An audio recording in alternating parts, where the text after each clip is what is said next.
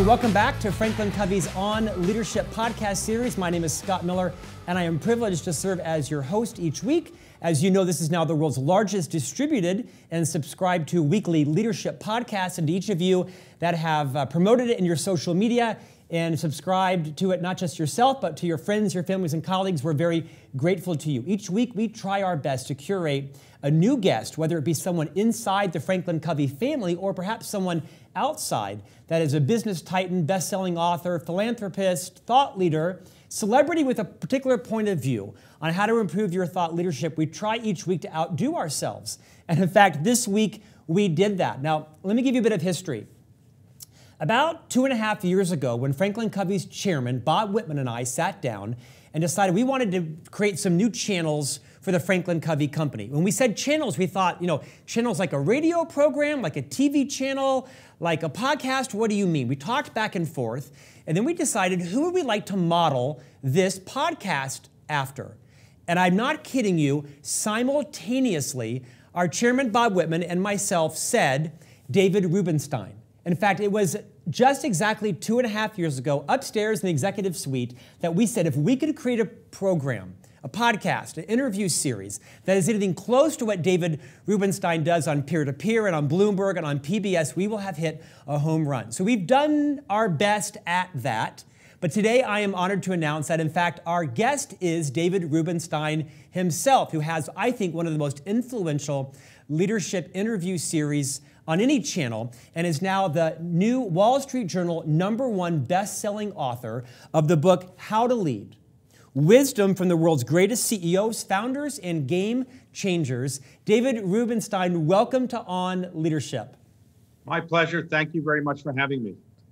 We are so honored, sir. I have followed your career for the better part of 30 years. I mentioned to you off air, I've been privileged to be in the Franklin Covey Company, which we think is one of the most influential leadership development firms in the world, based on the legacy of our co-founders, Dr. Stephen R. Covey and Hiram Smith, both who have now passed. And we do our best each week to bring exciting, new, fresh content to all of our clients and potential clients around the world. Sometimes it's a Franklin Covey thought leader. Sometimes it's someone like yourself. And so we are delighted that you were able to give us 30 to 40 minutes to discuss not just your book today, but a bit of the lessons that you've learned along your way.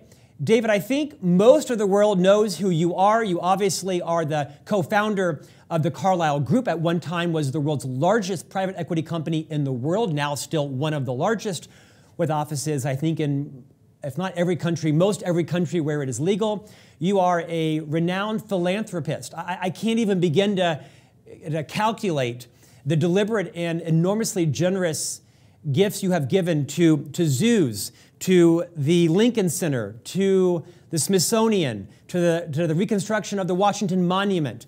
I think it's true that you purchased the last personal copy of the Magna Carta, and it's now in the hands of, one of the major museums in the nation. Your philanthropy is extraordinarily well known. So on behalf of all of America, I just want to thank you for your deliberate generosity and the unparalleled good you are doing with the blessed funds you've been privileged to earn and steward.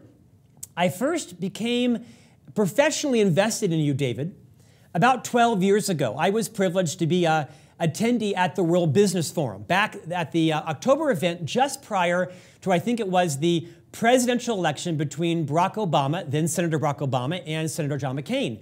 And you were one of the many speakers on stage for 2 days in front of multiple thousands of executives, and you did something quite audacious. You came out to the center of the stage, and like I'd never seen before, you took a quick poll on a variety of a half dozen economic and political topics. Do you remember that? Yes, I do. I've been to hundreds of conferences, I've seen thousands of speakers, but I'd never seen someone like you extemporaneously, boldly say, I want to see by a show of hands. And you asked thousands of business leaders, who are you voting for, Barack Obama or John McCain? Usually a taboo thing at a business conference, but I was so fascinated at the courage and the confidence that you showed in front of that audience. And of course, you went on to give a Bring the House Down speech.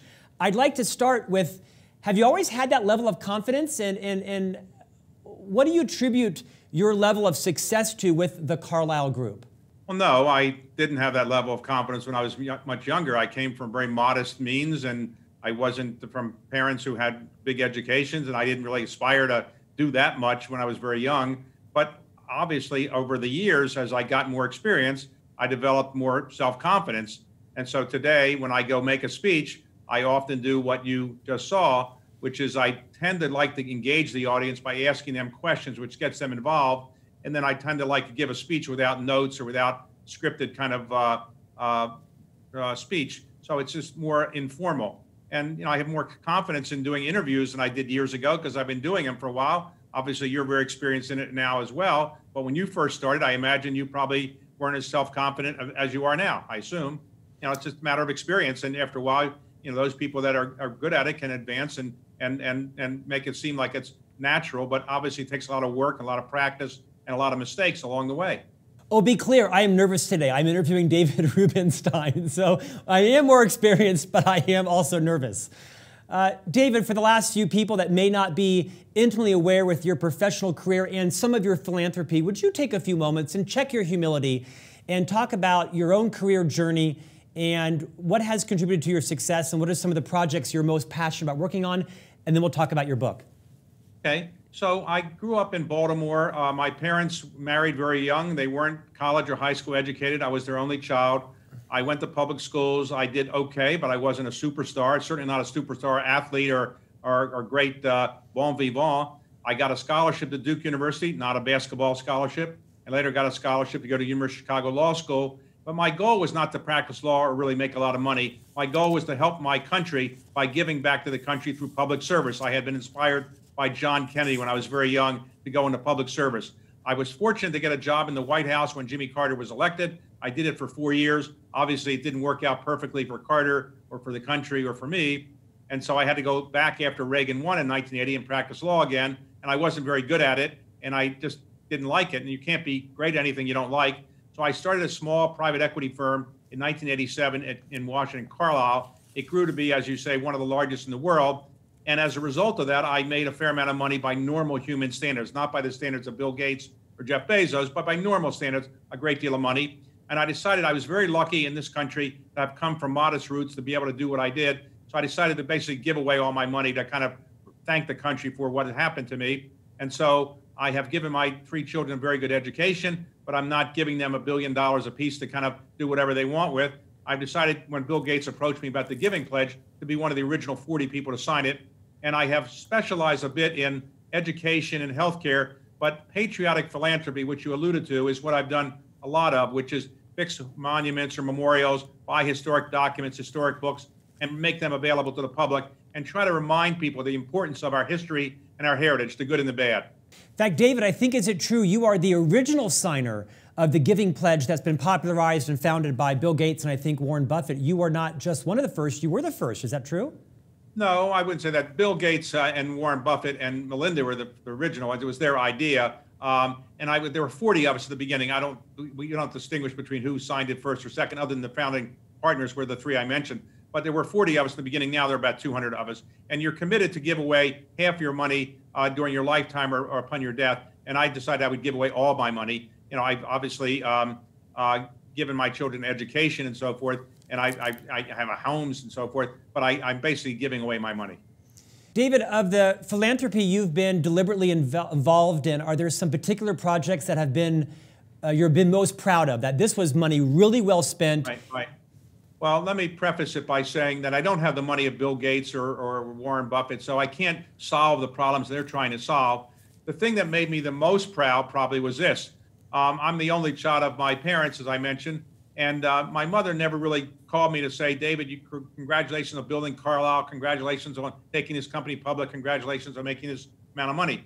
When I started giving away money in a serious way, she would call me always and thank me for it and say, you're doing something I'm proud of. And when she passed away a few years ago, I went through her files, and the only thing she ever kept of anything I had done was the stories about money I'd given away, the projects I had supported philanthropically. So that's what made me the most proud, is that my mother actually thought I'd done something useful with the life she gave me. In terms of specific things, obviously people tend to remember the Washington Monument, fixing that, or buying the Magna Carta, fixing Lincoln Memorial. I enjoy all these things, but the thing that people probably remember the most, at least in Washington, is I put up some money to make sure the pandas could stay here. Yeah. And so the pandas are among the most popular animals in our national zoo and maybe the most popular animals in our country. So I've done that. But many other things I try to do is remind people of our history and heritage. I own a lot of rare copies of the Declaration of Independence, all put in places people can see them, and try to remind people of the good things that are in the Declaration and some of the bad things in the Declaration, some of the good things in our Constitution and some of the bad things in our Constitution. So I really want to remind people of the pluses and minuses of this country with the idea that we can inspire people to make it an even better country. Well, David, I hope you feel it's appreciated. I speak on behalf of lots of viewers and listeners that your generosity and abundance is appreciated and felt, and thank you so much for all that you're doing. Thank you. Let's transition to your book, not your first book, but your most recent book called How to Lead, Wisdom from the World's Greatest CEOs, Founders, and Game Changers, out just a few weeks ago. Debuted at #1 in the Wall Street Journalist. Congratulations, by the way. Not every book can accomplish that. You can see from the set, I know a few things about books. As the leader of our book strategy at Franklin Covey, over the course of our years, we've sold close to 45 million books, so we know what it takes to make a bestseller. So congrats on doing that ethically. The book is superb. It is a collection of your interviews across your many interview platforms, and you organize them into, I think, about 6 different categories: visionaries, builders, transformers, commanders, decision makers, and masters. And in a few moments, I'm going to water ski across 4 or 5 of these interviews, ask you what perhaps insights you learned. Before I do that, I'd like to ask you, I think to become an interviewer, you have to have a couple of things, right? You have to have credibility, and you have to have access, but you also have to have trust. You have to have proven yourself to be a trustworthy person to get these very influential people to open up with you and perhaps share, insights and some of their challenges. Perhaps you'd add some more criteria to that, but talk a bit about how you might value those things in terms of credibility, access, and trust, and what other leaders might learn from those examples. Okay, so I started doing interviewing when I became the president of the Economic Club of Washington. I was supposed to get business people to come in and speak, but mostly I found they were boring speakers. So I said maybe I could liven up by doing interviewing, and I got reasonably good at it. And then Bloomberg came along and said, why don't you do it on TV for us? And I did. And so my technique is not that complicated. Basically, I prepare a lot. I read everything I can possibly read about the person or anything that they have written. Then I also write out the questions in advance and tend to memorize them. I don't like to use written notes because it makes it less of a conversation and more of an interview. I also try to intersperse humor from time to time to lighten the load a bit. And I also tend to interview people that I know, which makes it more comfortable for them because they already know me.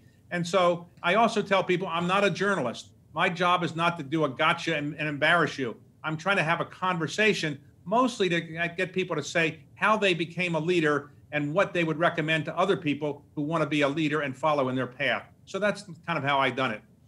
David, I'm sure you cannot tell it, but I have tried to model this podcast interviewing style off of yours. I read everything I can about the author or about the guest, including their book, and anything else. I don't have written questions, and I also try to intersperse some humor. So wish me luck at the end of this. Well, you're doing a very good job. You're obviously experienced. Well, that's debatable, but thank you for your generosity.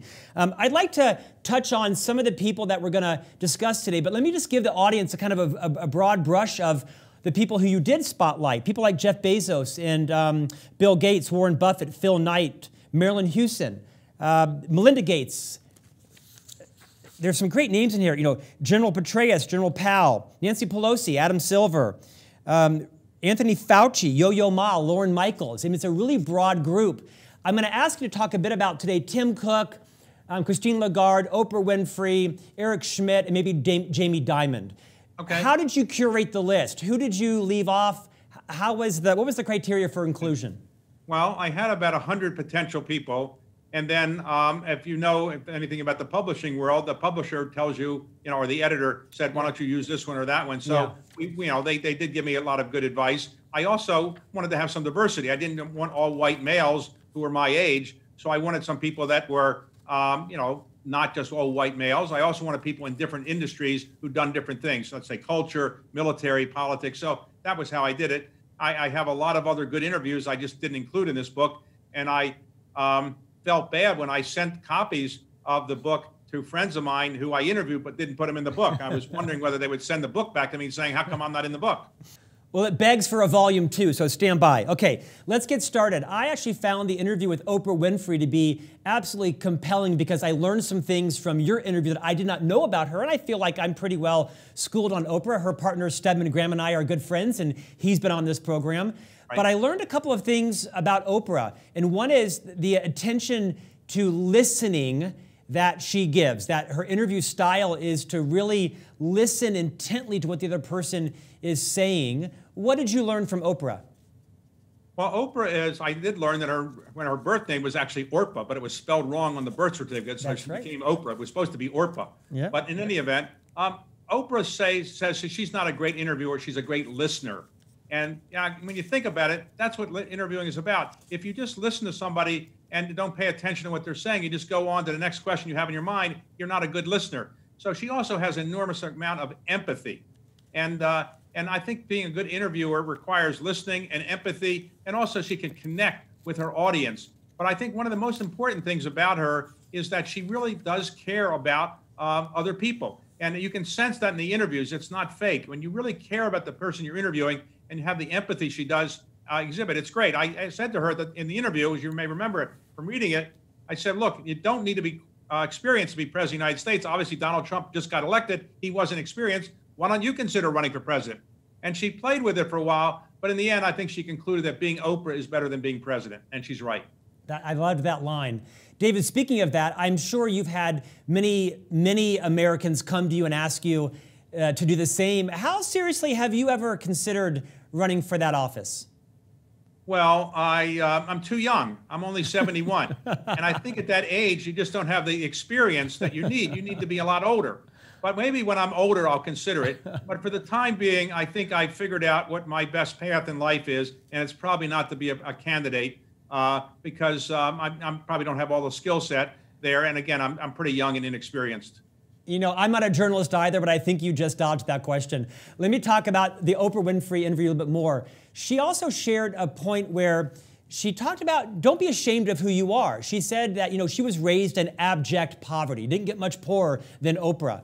And you asked her what her, I think, most proud accomplishment was. I think she said the school that she is obviously underwriting and launching in Africa. And she mentioned that there was a young girl at that school when Oprah said, what binds you all is that you're poor.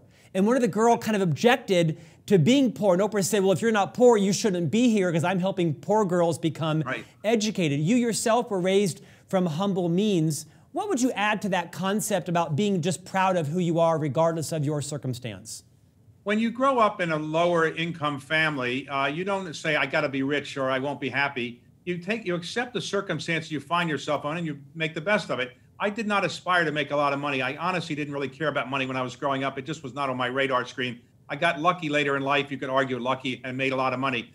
Most of the people that have made a lot of money in life did not try to make a lot of money. They wanted to prove their concept. Bill Gates wanted to prove that his software could work. Steve Jobs wanted to prove that personal computers could work. Jeff Bezos wanted to prove you could sell things over the internet. Making money is really secondary. It's proving your idea, showing you can do something you thought you could do that nobody else thought you could do. That's really the key. Making money is much less significant than the pleasure of showing somebody you could do something that people didn't think you could do. David, you mentioned Jeff Bezos. I want to go to Jamie Dimon next, but you write a whole chapter about Jeff Bezos. It's quite compelling from the early years.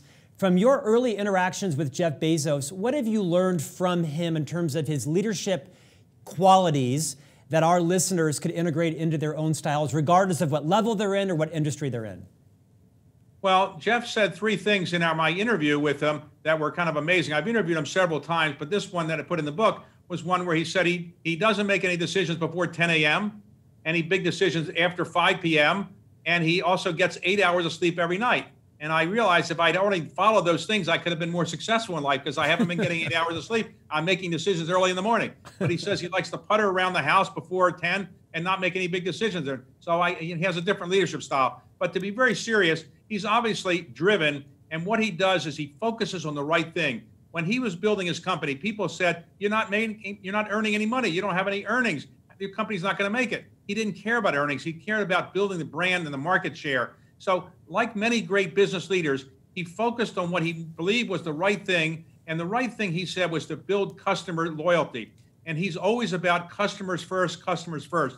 And he was ahead of Wall Street. Wall Street didn't think he really knew what he was doing, but he did. And a really, really smart person. He now has the wealth of more than anybody else in the world. And he's already begun to get involved in philanthropy. And I suspect he'll do a lot more in it. But he's only in his early 50s, really. And he's got a long way to go. And the company, as you know, is, I think, the second most valuable company in the world. Staggering that he did this in 25 years or so. Reminds me a lot of the interview with Tim Cook, which we'll talk about, which is that both of those leaders have something in common, which is they're not focused on the short term. They're not driven by the drive of analysts and Wall Street and investors for the short-term quarterly profits. They are not ignorant to that, but they're really looking at developing sustainable business that grows substantial over time. We'll come to that when we speak to Tim Cook. Let's talk about Jamie Dimon. I'm chairman and CEO of JP Morgan Chase, where I banked for 20 years. I'm a small contributor to one of the hamlets that his bank is in. I followed Jamie's career, as have, I'm sure, anybody who has money at their bank. I found his interview to be a little bit in stark comparison to some of the others in that he's fiercely focused, but he also is focused on all of his energy on one thing, right? He says he's not a tennis player, he's not a snow skier, whatever he says, that he wants to give his all to building JP Morgan, and he's actually probably pretty good at resisting distractions and temptations. What did you learn from Jamie Dimon? Well, Jamie is somebody I've known for a long time. When he was fired as the president of Citicorp, I went and said, why don't you join private equity? And actually, Jeff Bezos was trying to get him to join Amazon, but he knew that he was a banker, and that's what he wanted to do. When a banking job came along, he took it. And what Jamie would like to do is be president of the United States. He said that, but he realizes he's not going to be president of the United States. He's a Democrat. He's not going to be nominated as the head of JP Morgan as a Democratic nominee. So he said his contribution to the country is running a bank and running it well. And he recognizes that's what he does well, and that's what he really enjoys. So he really is a very smart person, very attentive to detail. And he basically has made his lot in life as a great banker. I think the best banker since Mr. JP Morgan himself. So he recognizes that he could do other things, would like to do other things, but in the end, you have to be realistic about what opportunity you really have in front of you. And he thinks the opportunity he has is to be a great banker, not to be a politician. Hey, maybe, David, a quick digression. I don't know that you're an economist, although I think you have a lot of insight into what the global economy looks like. We're taping this in mid-September. We're going to air it in just a few weeks. We're in the middle of the pandemic still. In some cases in the country, it's raising. Others, it's lowering. It's on the rise here right now in Utah, quite concerning. What are your concerns, or what are you encouraged about in terms of what the economy might look like post-pandemic? There are three things I want people to focus on relating to that subject. Number one, we have what I call the COVID crater, which is to say that people who are in technology companies, financial services, healthcare, things like that, they're going to do quite fine.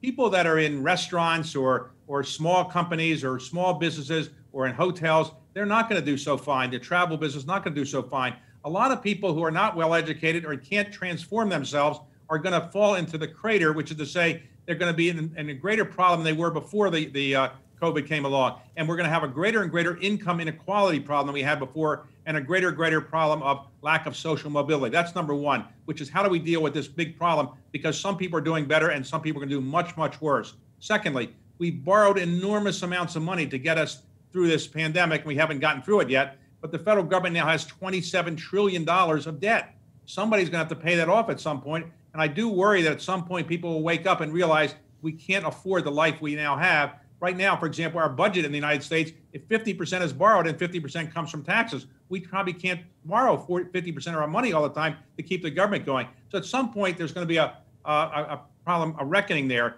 And I also worry about the slowdown in the economy that probably will occur after the election. I suspect that when whoever is elected president, we're going to have to deal with the need for more federal revenue, which probably means more taxes, despite what people say. I think we'll have to cut some social benefits, despite what people say now. And I also think that we have to recognize that the technology world is booming, but that's what's fueling the stock market. Many of the companies in the indexes are technology companies, but if you took out the technology companies, the stock market isn't doing that well, and I suspect the underlying economy isn't doing that well. It's been masked a bit by the technology companies. So I think it's going to take another 2 years or so before we get back to where we were before the pandemic came. David, you're quite complimentary of Dr. Anthony Fauci in the book. And again, I didn't mean to highlight him. What did you learn from him that you'd like to share? Again, this book was written a bit pre-pandemic, not entirely, but what did you learn from Dr. Fauci that the listeners and viewers today should take seriously about protecting not just their families' health, but also their own finances? I interviewed him before the pandemic, then I went back after the pandemic and did a second interview, which is in the book, and I greatly admire him. I've known him for a long time. I actually interviewed him yesterday on another matter, and basically what he told me yesterday when I asked him, I said, did you ever consider quitting because of the political abuse you've had and some of the challenges that we all know he's had to face?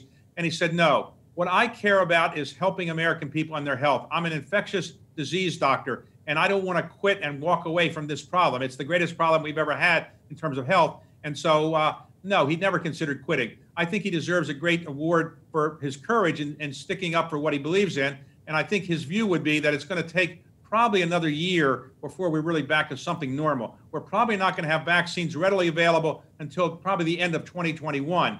We might get some available maybe the end of 2020, but for the bulk of the population, sometime in 2021 is probably before they're going to get it. And you need 2 shots, so it's going to take a while to get it done.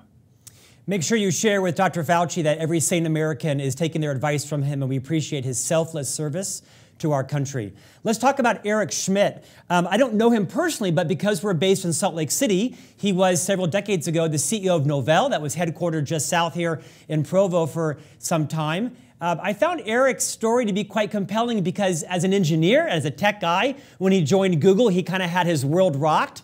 Would you share this story about when Eric Schmidt was hired to be the CEO of Google, and there was an incident in his actual office? Will you kind of recreate that story? Yes, he's the CEO of Google, but Google is a loose kind of company. People were encouraged to bring their bicycles, maybe a pet, maybe their laundry, other things into the office. And of course, they ate there as well. They gave him free meals.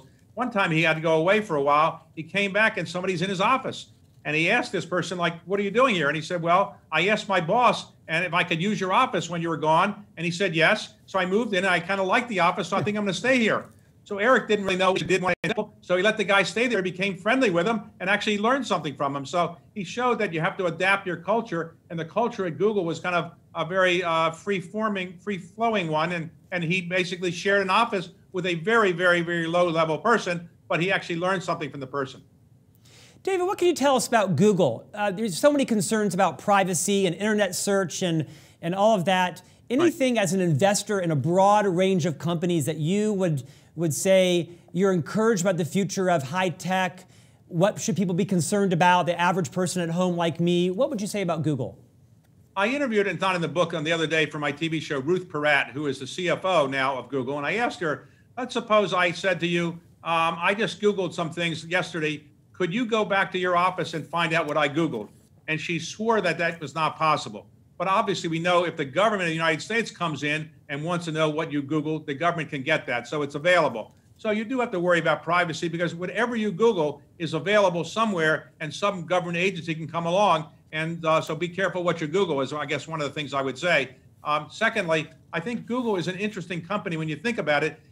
Search engines were not novel. There had been dozens of them. That's when Google had a hard time getting money for the beginning. In fact, Google was not doing so well at the beginning. The venture capitalists said, we want the money back. That rarely happens, where you go to the people you gave the money to and said, you haven't hired the CEO we want. You haven't really done much. We want the money back. The Google guys didn't give it back. And obviously the rest is history because their search engine turned out to be better than every other search engine. Let's move to Tim Cook. I found this interview probably to be the most fascinating because he reminds me a lot of what Jim Collins, who is a good friend of our companies and our chairman, Bob Whitman, writes about as a level 5 leader in Good to Great, right? Just about the humility and the quiet kind of leader who's not loud and charismatic and such. I found the beginning of the interview to be compelling because you rattled off a bunch of statistics about the market cap and the growth with Apple. And I think Tim's response was what? Well, he didn't care about that because he doesn't focus on that. He doesn't look at the stock price. He's looking at the longer term kinds of issues. I think the interesting thing with Tim Cook is this. Tim Cook succeeded a legend. One of the most charismatic and successful business people of our lifetime has been Steve Jobs. Look what he built. Now the most valuable company in the world. Well, when Tim Cook took over, people said he's too low key. He's not charismatic. He'll never be there very long. I began to think at the beginning when I read about his taking over, I didn't know him that well then, that Tim Cook was going to be like the basketball coach that succeeded John Wooden at UCLA. Right. John Wooden won 12 national titles, and then the guy that succeeded him lasted for 2 years. Because succeeding a legend is difficult. I didn't think Tim Cook would survive. It turns out that when Steve Jobs died, the market cap of the company was roughly 350 billion. Today, it's roughly 2 trillion. So look what's happened. It's an incredible story, and Tim Cook has done it by being the opposite of Steve Jobs. Low key, work as a team, not be the star, rely on your technology people, and build the infrastructure to make sure the company is working well. And you don't read about Tim Cook that much as the superstar because he doesn't want to be known as a superstar. He's very low key. And as we know, he identified himself as being gay a number of years ago while he was a CEO. He thought that was the right thing to do. And to him, the human rights issues of that matter are very important to him. So he's really dedicated himself to making certain that everybody has the kind of human rights that he thinks is appropriate for an American to have and all people to have. And he's really a dedicated, low-key person who doesn't look for headlines, doesn't look for glory, just wants to make Apple a better company. David, to that point, as one of the world's most renowned investors, because you have, of course, your hands in, I'm guessing, thousands of different enterprises from upstart to more mature growth, what do you look for when it comes to the leadership capabilities, character, and competence? When you're considering an investment in a new company, and you're investing also in the leadership, I'm guessing you're frequently thinking about the leadership. What qualities do you look for? In the buyout world, as opposed to the venture capital world, in the buyout world, I think the price is the most important issue, and the CEO is maybe that is tied with that. It may be second most important. If you buy something too high, it's hard to turn it around. But you need to make sure you've got the right CEO. And in the buyout world, about 50% of the CEOs there at the beginning of a buyout are not there at the end because they were not the right personality. What you're really looking for is somebody who's dedicated, who wants to make this work, who is pretty selfless, who's not worried about his or her own compensation or his or her own glory. They can work with a team, knows how to communicate, knows how to lead by example, has failed in life and therefore knows what it's like to fail, has some humility. That's what I think we're really looking for when we look for a good CEO. Well said. Let's talk about Christine Lagarde. Now, she may not be a household name in the U.S. because most of her career has been in Europe. She was a European lawyer. She became one of the lead partners at Baker McKinsey in Chicago. She then led the IMF after, I think, a fairly scandalous departure from then the leader of that. She became, I think, in the middle there somewhere, the French finance minister, and then now is, I think, the president of the European Bank. This is one of the most successful female leaders, probably in my generation. Your interview talks a lot about the impact that female leadership has on the success of culture and finances in organizations. What's the most piercing insight you took away from Christine Lagarde? Well, let me just preface it by saying today, at the Fortune 500, there are only 38 women who are running Fortune 500 companies. So still today, even though we've made many advances, we're still way behind where I think we probably should be. And in terms of Christine Lagarde, she would say that she was always underestimated. Yeah. As a lawyer, as the head of the law firm, as a finance minister, as a trade minister, she was always underestimated, and that helped her because people didn't take her as seriously. She could prove how smart she was, and ultimately she did a spectacular job at the IMF and really turned that organization around, which, as you said, was in disarray because of the scandal of her predecessor. Now she's running the European Central Bank, and there too she's had enormous impact in getting the European countries to come together on a debt relief package. So I think she's quite an impressive person. What's the key to her success? Well, I humorously said at her farewell dinner that it was synchronized swimming. She was on the French national synchronized swimming team. And I said to everybody at their farewell dinner, please practice synchronized swimming because all of you can then turn out to be a great leader like Christine Lagarde. David, what's your biggest professional mistake? Well, I guess I wish I had started Carlyle before. So I would be, I wasted a number of years practicing law when I wasn't that good at it. Probably within Carlyle, we've made a number of investment mistakes that we wish we hadn't made. My personal biggest mistake was probably when my now son-in-law told me about Facebook. His classmate at Harvard was starting it. He wanted me to invest. I said, that's not going anywhere. That company will never be anything but a dating service for college students. That was a big mistake, probably about a $20 billion mistake. David, if you were giving advice to anybody who's entering a leadership role for the first time, whether it be a very junior role or mid role, what advice from your storied 50-plus year career, the indisputable financial success you've had, and the access and credibility you have from writing this book, How to Lead, what leadership advice would you give to a first-time leader? My advice is don't be afraid to fail. You've got to take chances. Failure is a good thing. It'll help you become a better leader. Focus, make yourself an expert in one or two things. Focus for a while, and surround yourself with people that are smarter than you. Surround yourself with people you're willing to listen to. Learn how to communicate with your followers. Learn how to write well, learn how to speak well, learn how to lead by example. And also, make sure you're doing the ethically right thing. When I started practicing law, the head of the firm came in and said, the only thing you carry around with you in your life is your reputation. Yeah. That's with you your whole life. And it takes a lifetime to build a good reputation and 5 minutes to destroy it. So I always remind people, be ethically clean with whatever you do. Do not take the path of least resistance. And if you're successful as a leader of a company, give back to society. Because remember, the point of life is not to make money just for the purpose of accumulating it and getting higher on the Forbes 400 list. It's to do something useful with the money. Give it away in a useful, productive way to make society better. David, the book is extraordinary. How to Lead, Wisdom from the World's Greatest CEOs, Founders, and Game Changers on my recommendation. I think we have half of Franklin Covey listening to it on audio tape right now and reading it in print. As we end, would you remind our listeners and viewers about your own interview program? It's, I think, seen on Bloomberg and PBS, peer-to-peer. Talk a bit about your own interview series. I have a program called Peer-to-Peer on Bloomberg where I interview leading people, and basically for about a half an hour, I go through leadership. I also have a program on PBS that calls it's History with David Rubenstein, where I interview great historians, talk about American history. And those are two programs that I currently have. David, send us off. Last question. From all the people you interviewed in the book, and perhaps some of those that you did but didn't include, what's the one piece of insight that has changed who you are as a leader, an investor, a philanthropist, as a person?